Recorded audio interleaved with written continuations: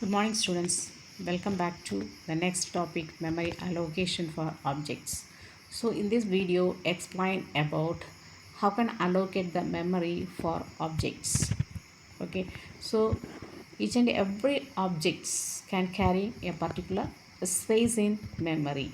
Okay, so how can allocate the memory space for objects? So it's a single slide.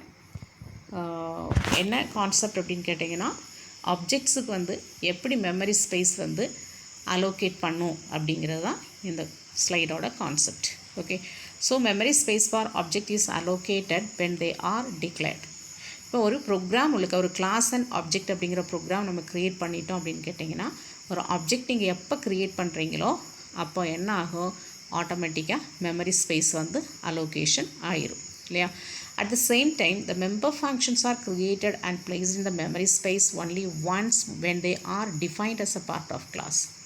அப்போ member function create பண்ணும்போது member ஃபங்க்ஷனுக்கான ஒரு memory allocation அப்படிங்கிறது எப்போ அப்படின்னு கேட்டிங்கன்னா மெம்பர் ஃபங்க்ஷன் நம்ம டிஃபைன் பண்ணும்போது, எங்கே டிஃபைன் பண்ணுறோம், கிளாஸ் உள்ளுக்க நம்ம டிஃபைன் பண்ணும்போதே அந்த மெமரி அலோகேஷன் ஆட்டோமேட்டிக்காக அங்கே அலோகேட் ஆகிடுது இல்லையா. எப்போ when we define the member function, member function define எப்போ டிஃபைன் பண்ணுறோம் அப்படின்னு கேட்டிங்கன்னா void, then class name, scope resolution operator, then next function name.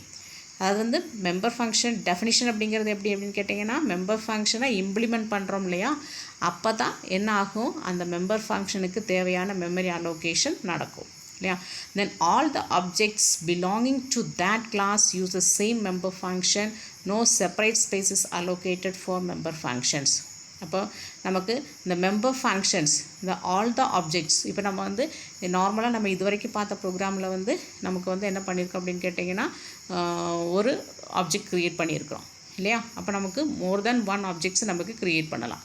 அப்போ நமக்கு ஆல் ஆப்ஜெக்ட்ஸ் ஒரு கிளாஸ் ஒரு மெம்பர் ஃபங்க்ஷனுக்கான நம்ம என்ன செஞ்சலாம், மோர் தென் ஒன் வேல்யூஸ் அப்படிங்கும்போது நமக்கு 2-3 ஆப்ஜெக்ட்ஸ் க்ரியேட் பண்ணிவிட்டு அந்த வேல்யூஸை நமக்கு ஆக்சஸ் பண்ண முடியும். அதுதான் ஆல் ஆப்ஜெக்ட்ஸ் அப்படின்னு சொல்லி கொடுத்துருக்குறது இல்லையா. அப்போ ஒரே மெம்பர் ஃபங்க்ஷனை நமக்கு என்ன செஞ்சுக்கலாம், 2-3 ஆப்ஜெக்ட்ஸ் வச்சும் கால் பண்ணலாம். Example ABC, A dot get data of, இல்லைனா A dot display of, B dot display of, C dot display of அப்படின்னு 2-3 ஆப்ஜெக்ட்ஸை வந்து நமக்கு என்ன செஞ்சுக்கலாம், நமக்கு ஒரு மெம்பர் ஃபங்க்ஷனவே நம்ம என்ன செஞ்சுக்கலாம், நமக்கு ஆக்சஸ் பண்ணிக்கலாம். அப்போ அங்கே என்னென்னு கேட்டிங்கன்னா அந்த ஒவ்வொரு ஆப்ஜெக்ட்டுக்கும் தனித்தனியான ஸ்பேஸ் வந்து அதை என்ன செய்கிறது கிடையாது, யூஸ் பண்ணுறது கிடையாது. Because same member function but using more then one object. அப்போ அதனால் சேம் ஒரே நமக்கு ஸ்பேஸ் மட்டும்தான் அங்கே அலோகேஷன் ஆகும். But separate memory locations of the objects are essential because the member variables hold different values. But இந்த ஆப்ஜெக்ட்ஸில் வந்து நமக்கு டிஃப்ரெண்ட் வேல்யூஸ் நம்ம அலோகேட் பண்ணணும் அப்படின்னு சொன்னால் separate memory variables memory space வந்து அலோகேஷன் ஆகும்.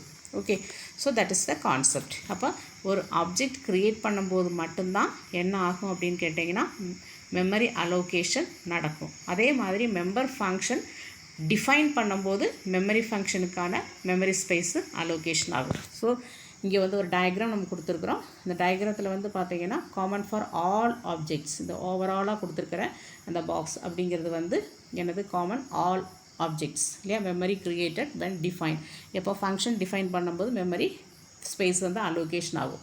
மெம்பர் ஃபங்க்ஷன் 1க்கான memory space, then member function 2க்கான மெமரி ஸ்பேஸு அலோகேஷன் ஆகும்.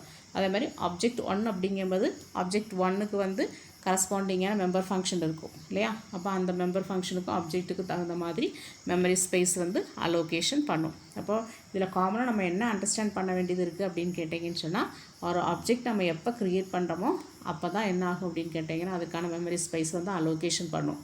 மெம்பர் ஃபங்க்ஷனுக்கான மெமரி ஸ்பேஸ் எப்போ அலோகேஷன் பண்ணுது அப்படின்னு கேட்டிங்கன்னா மெம்பர் ஃபங்க்ஷன் எப்போ நம்ம டிஃபைன் பண்ணுறோமோ அப்போ வந்து அந்த மெம்பர் ஃபங்க்ஷனுக்கான மெமரி ஸ்பேஸ் வந்து அலோகேஷன் நடக்கும். இதுதான் அந்த கான்செப்ட் அப்படிங்கிறது. என்ன concept, memory allocation for objects இல்லையா. தேங்க்யூ.